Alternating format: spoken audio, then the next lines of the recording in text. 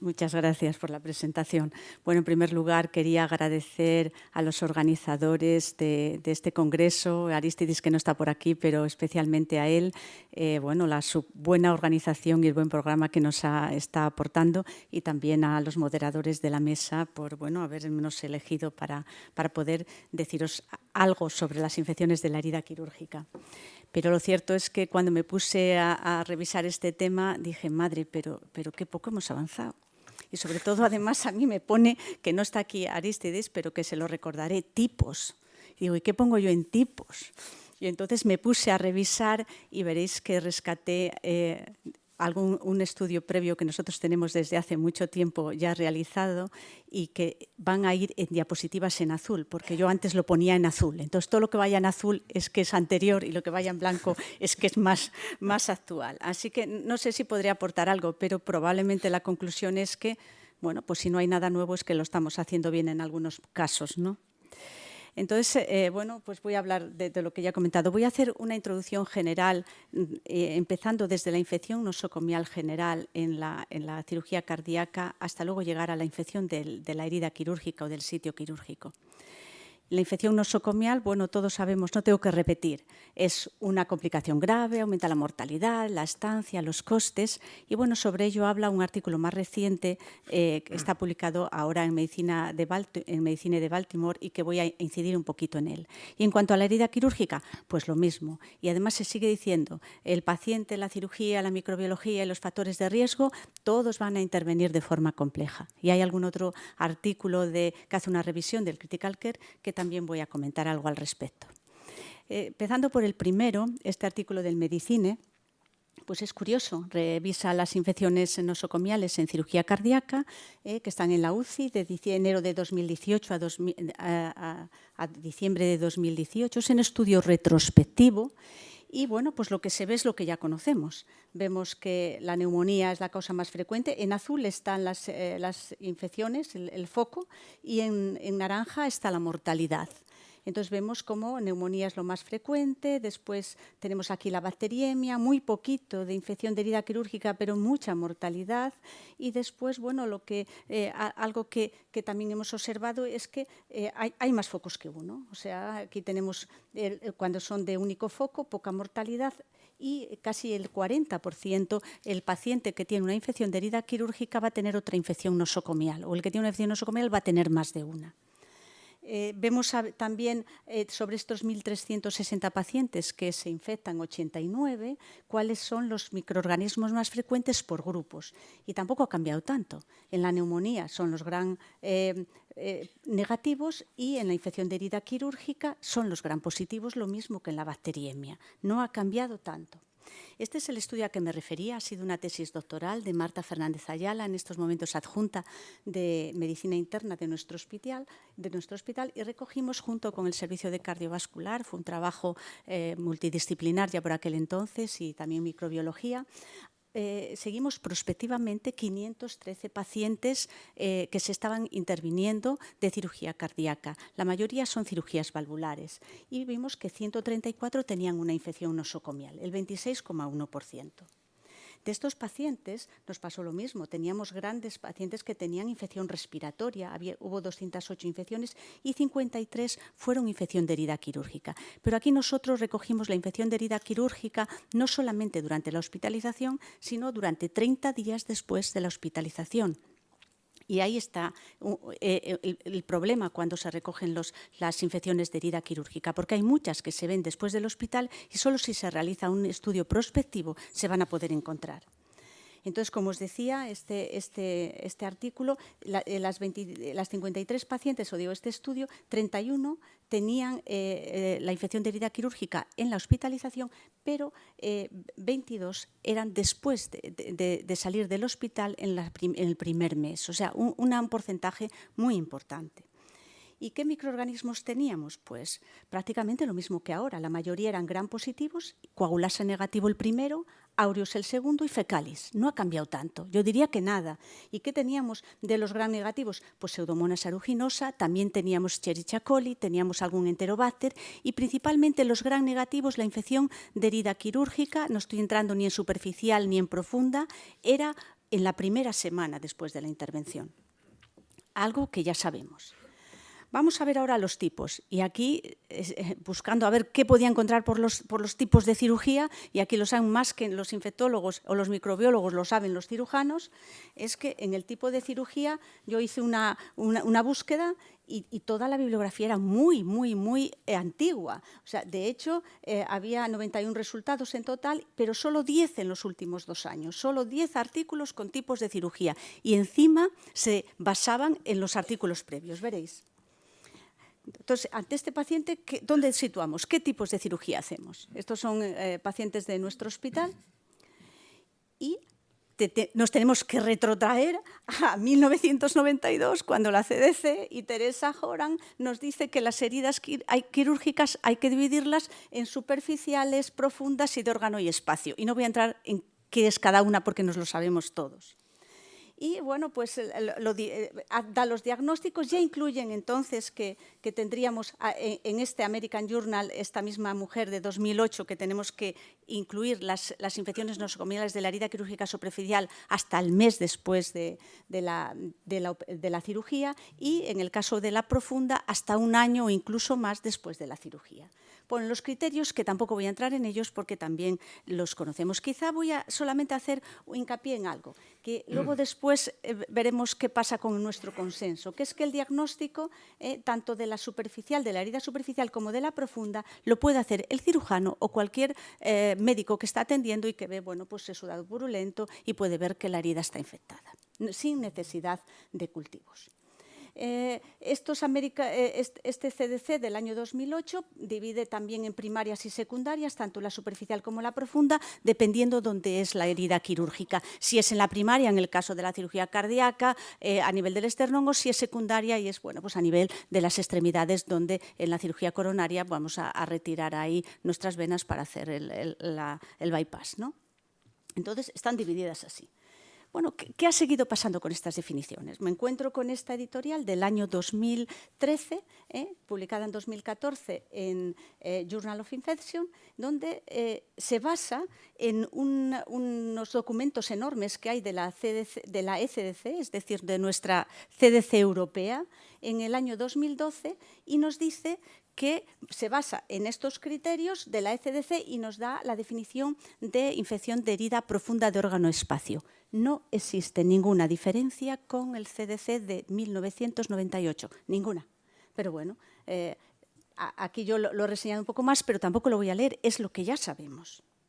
Seguimos buscando artículos, y en el 2014, bueno, estos autores, estos cirujanos del Hospital St. George de Londres, pues lo que dicen es que vamos a tener que diferenciar superficial, profunda y el lugar donde se hace la extracción de las venas de la pierna, que es donde más infecciones hay, como todos sabemos, hasta casi el 16%.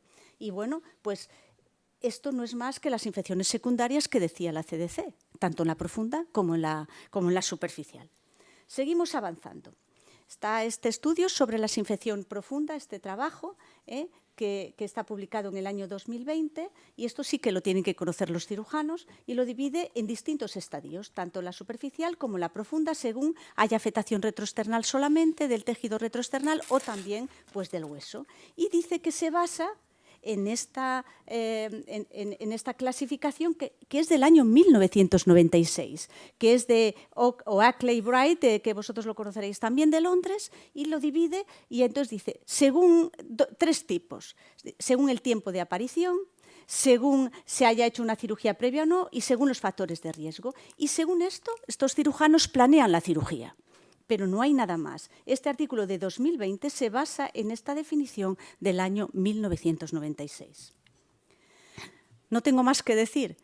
Siguen vigentes los criterios de la CDC del año 1998. O sea que sobre los tipos es que artículos recientes se están basando en artículos retroactivos. Me sorprendió muchísimo el del ECDC, que se basa también en los criterios de 1998. Así que tengo muy poco que aportar. ¿Qué hay en el diagnóstico?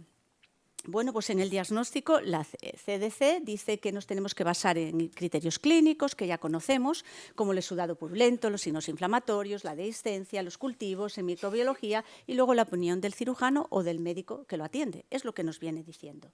¿Esto ha cambiado? Bueno, pues aquí tengo las diapositivas anteriores, como digo, en azul. Pues decíamos que no hay que obtener muertas con torunda, ya lo decíamos desde hace no sé cuánto tiempo, porque no diferencia entre colonización e infección. Decíamos que, bueno, que si queríamos obtener anaerobios había que hacer una punción aspiración y decíamos que valorar hacer biopsia de tejidos. Y también decíamos esto, que en la clínica, que puede tener una clínica hasta 416 días, que puede cursar con una sepsis sin signos de localización, lo seguimos diciendo ahora, que puede tener un curso fulminante o larvado, tenemos el coagulasa negativo por ahí, y que lo que más nos viene bien es que desde el punto de vista clínico haya una apariencia anormal de la herida. En el laboratorio, pues puede haber leucocitosis, desviación a la izquierda y hemocultivos positivos hasta un 60%. ¿Y la radiología? ¿Qué decíamos hace muchos años de la radiología? Decíamos, pues bueno, la radiología de toras a veces ve un ensanchamiento y nos puede ayudar.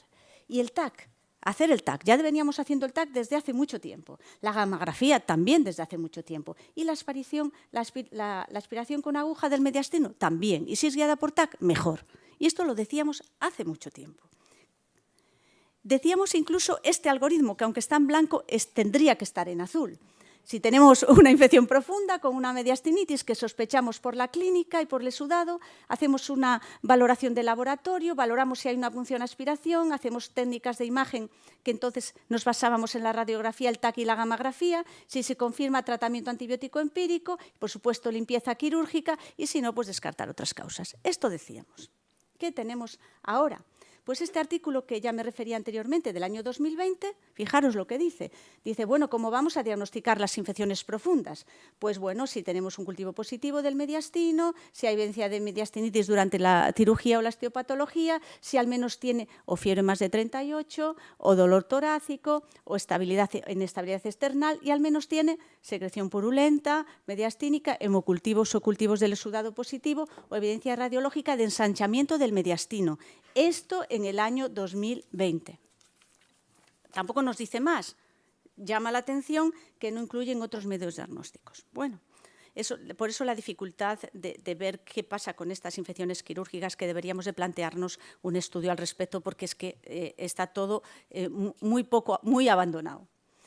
Y aquí llega nuestro consenso, que yo creo que está basado en unas preguntas que valoraron pues desde el Gregorio Marañón y luego las comentaron con todos los que participamos, que están basadas en preguntas que nosotros nos hemos hecho en estas discusiones desde que empezamos el GAMES, y que son los que nos pueden dar más luz y que podemos después, si queréis, discutirlo. Además, hay una parte microbiológica, una parte clínica respecto al diagnóstico. Está basado en el sistema GRADE, es muy bueno, de verdad.